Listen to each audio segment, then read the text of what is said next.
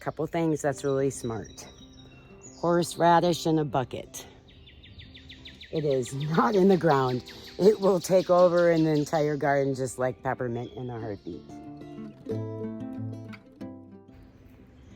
Hi everyone, it's me, Cindy, with Cindy's Sacred Garden. I am bringing you through a little tour of some changes that I've made in our gardens here. So my last one I shared that we were doing, hang on once. There we go. I'm gonna try a little different. I already started one video and yeah. So, let me show you something. Let's start up here. If you all remember my videos, I always start them way up there. So here, I got a picnic table. I'm so excited. Got it from an estate sale. I can do all my containers and it's plastic and I love it for my seeds and working with them. But I moved my hothouse. That's what I call that gray thing, because it's a hothouse and I got garden snakes in there. They're beautiful. We just cohabitate together. But we moved it on an angle, and this fall I'm hoping to turn it more into a greenhouse for the winter time. Take the gray cover off and have the plastic greenhouse cover for it. So anyways, I'm going to show you what I'm really excited about is some changes. Now, up front, I had a lot of medicinals and I've moved some of them in back, but I have kept some out here for the simple reason that I teach classes and I teach on herbal medicine. Some people can't get down this hill, and I wanted to be able to have it up front and also to have diversity. My perennials up front have been here for a long time, and I split them and kept some up front and some up back for the pollinators and to keep gardens rich. So I am expanding my food out this way. I think there's a bear in the woods. But anyways, we'll come on down. I'm going to show you something really cool that I did. So originally I had a cattle panel here that I grew tomatoes. And in containers, they did fine. Lots of watering. But I had an issue. And that is right there. It was a black walnut tree. And in it contains a very poisonous juice. I'm going to say it wrong. Everyone says it different. Jugalone. And that spreads through all the tape roots and affects certain plants, such as tomatoes. However, pumpkins and squash and sweet potatoes and potatoes don't have an issue around it. So I've readjusted my garden space.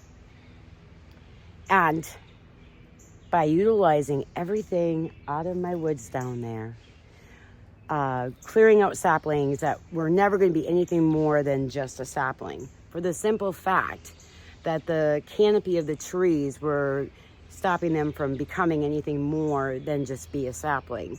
We utilize that wood, and it's good to thin out your woods. Those trees and those saplings to become part of a new way for me to garden. And trellising is the best way, going vertical. So let me show you what I've done. So this right here on top is PVC pipe, and then saplings that I did make sure they were secure in the ground with a little cement. And then I have my buckets. Now these are 5-gallon buckets of our coconut oil that we get, that I cleaned out with soap and water, dried really well, and then drilled holes in the bottom. So this is my tomatoes right here. I don't grow a lot. I'll share a lot. I love tomatoes in the summer. Nothing better than a tomato sandwich, right? Anyways, so each one's a little different. I put the bigger ones to have more space in here. Now, trellising, these right here, I'll put a link. I got these off of Amazon. And you hang them. So there's holes drilled in here. Then they're wrapped and brought down. Now it's not a very tight taut yet into the bucket. And then you keep wrapping around as it grows. I'm gonna pull these tight today. I wanted to let them sit for a day to make sure that how much I need to tighten. But this allows me to grow tomatoes in containers up vertically. I can pull off a lot of leaves of my tomatoes, and I'll showcase that later, to harvest more tomatoes and to give it more air and breath and less disease. So I'm really, really, really excited about this. I've got sweet potato bed and a volunteer potato, which I know is organic. So any volunteers I am gonna keep because number one, this is their environment. They came, they're growing, they're gonna be strong and healthy. And down here is where I moved a lot of medicinals. I am looking forward to, I'm teaching a class on June 1st of showcasing medicinals, and I'm gonna walk you on down and show you. A couple things that's really smart. Horseradish in a bucket. It is not in the ground. It will take over an entire garden just like peppermint in a heartbeat.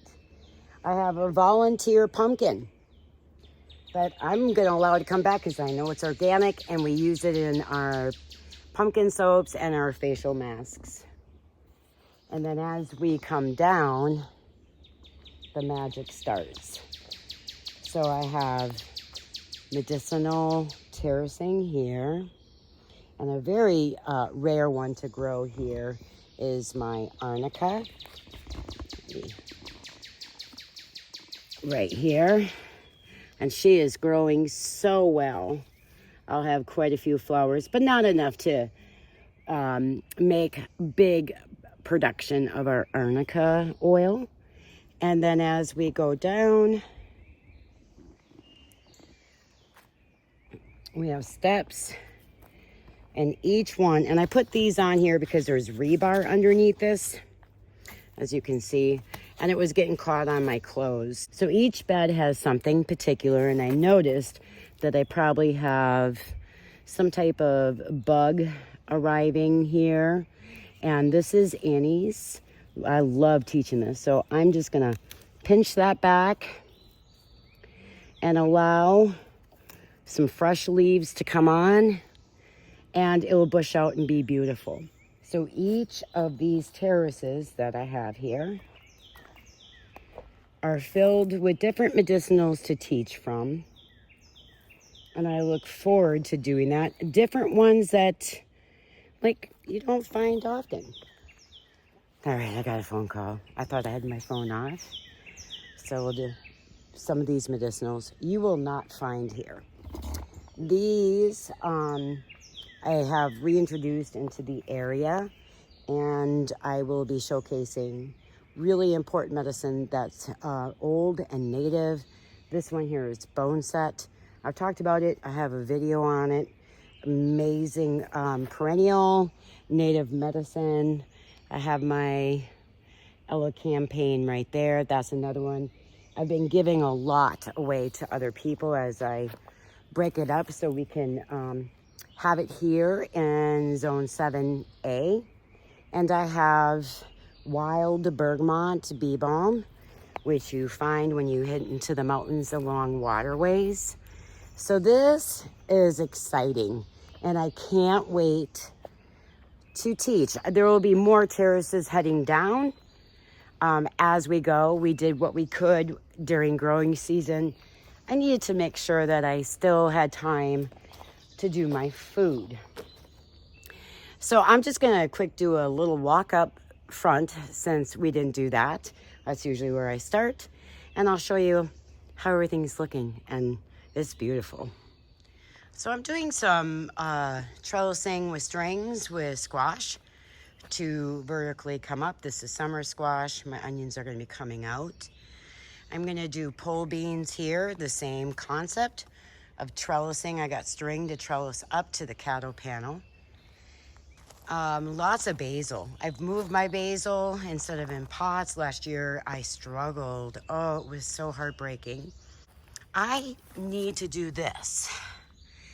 So that's toilet paper rolls cut in half because I have roly-polies or pill bugs, and they like to chew at tender plants. So these are pretty young.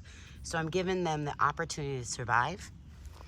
I've kept some of my goldenrod, and there's an L campaign coming up. Always comfrey in the garden. And then back there, I've got my cukes again and a sunflower. Lots of calendula coming out. I'm gonna have to come in, and I'm letting them get big enough so that I can take them out and they'll have a good root system and move them around in my gardens. It's one of my most favorite plants to have for medicine. I have coming up lemon verbena. Oh, this is a post I did on the community post. That was last year's. I didn't give up. I looked under the soil, and here's another one coming up. And you can tell that because it's been naturalized here. She has a lot of babies in there, which I'm very excited about because, as you can see, let me show you this one. This one I purchased. So I'm going to be cutting back. I already did one cut up here, but now I'm going to come in and cut it right there, or even as low as here. Use the leaves for tea, and then she'll bush out like this one. I cut it back. So I also do that with my anise. Hyssop, which is, I have a video on that, is amazing medicine. My lavender is looking beautiful. I took a risk and moved her, and it was the smartest thing to do. So let me take you, I've got a few here of cardinal flower and giant lobelia, and there is elecampane. I'm introducing some herbs because culinary herbs, I haven't been growing them. So just some thyme, oregano, and sage. I'll be putting in asparagus there. Yes, it takes a little bit for you to harvest asparagus. Look at my lemon balm, guys. I'm gonna get in here today. I gotta move what's left of my beautiful soil out of here. And look at all the yarrow. Now, I'm gonna move some of this below and harvest the flowers. Another amazing medicine. My bee balm looks amazing. I have echinacea right back there. I need to tell you a story about this yarrow here. So this is white, this is traditional yarrow. This is what was used. Native Americans taught those in the Civil War how to use this to clean cuts and wounds and legs cut off during the Civil War, or arms or fingers, as a form of, for them not to get gangrene.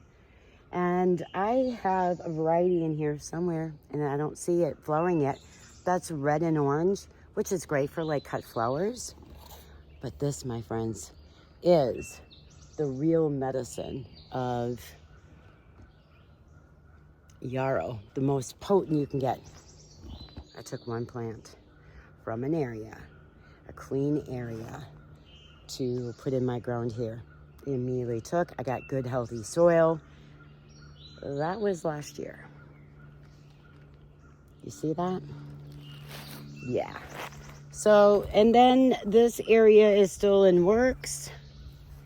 I started spilanthes, and that's our beautiful, it's not a roselle, but it's like a Rose of Sharon hibiscus. It's just beautiful. You can drink the flowers of it, but it doesn't get a calyx like roselle. Look at my bronze, guys. Bronze fennel. She is amazing. And my elecampane. Look at that stem. Look at the stem. It's amazing. Look at that. Look at how thick it is. Powerful medicine. And then I have my St. John's wort flowers are popping out. And through, and you can see all the peppermint. This is why you don't put peppermint in your ground. I threw in some corms of ranunculus, and it's coming up. And then my lovely bee balm.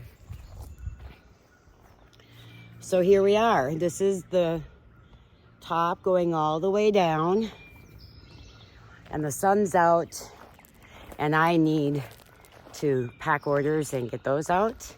And then be out here working more in this beautiful garden lush that's going to provide medicines and food and a wealth of knowledge and teaching others of how to grow their own medicinals and little tips about food gardening, because I've been doing it for a very long time.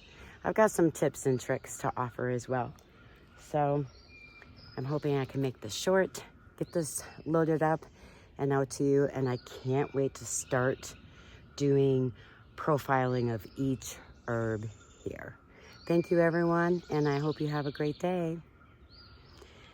Happy harvest. Happy life.